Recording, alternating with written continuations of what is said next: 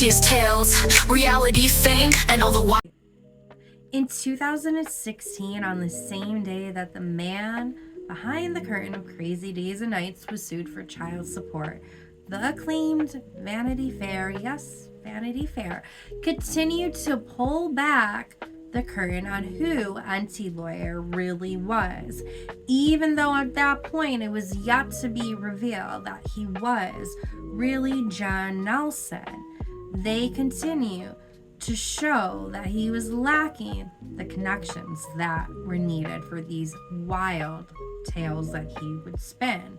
The profile painted a picture of a reclusive man with an unkempt apartment and a penchant for ordering takeout, a far cry from the image of an insider sipping cocktails with A-listers.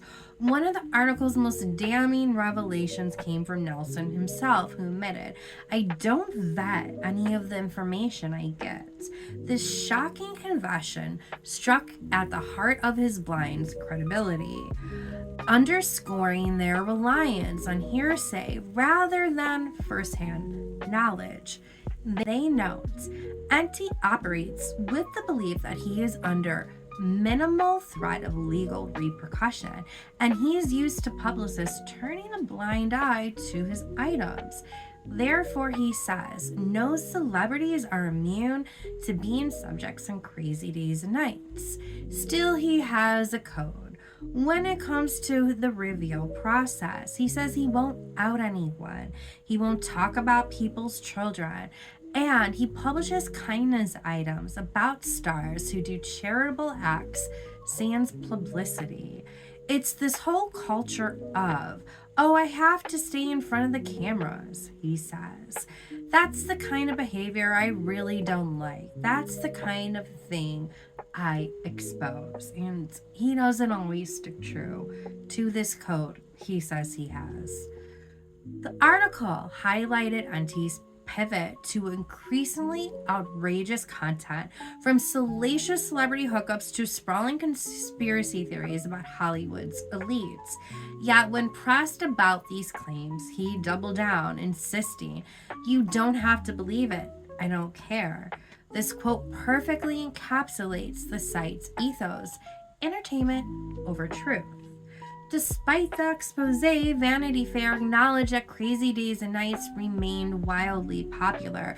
The blind's addictive nature, the site's ability to tap into cultural anxieties about power and secrecy allowed it to thrive, even as its creators' credibility crumbled. Perhaps the most striking takeaway from the profile is how Enty rationalized his approach to gossip. He described himself as a storyteller rather than a journalist, declaring, "The blinds are just modern day parables." It's a framing that allowed him to sidestep accountability while leaning into the site's myth-making appeal. The article says, celebrities are used to their names being plastered across headlines, so it's easy to eye roll at Crazy Days and Nights. But ignoring Enty's reveals only goes so far when he says the site boasts millions of views a month.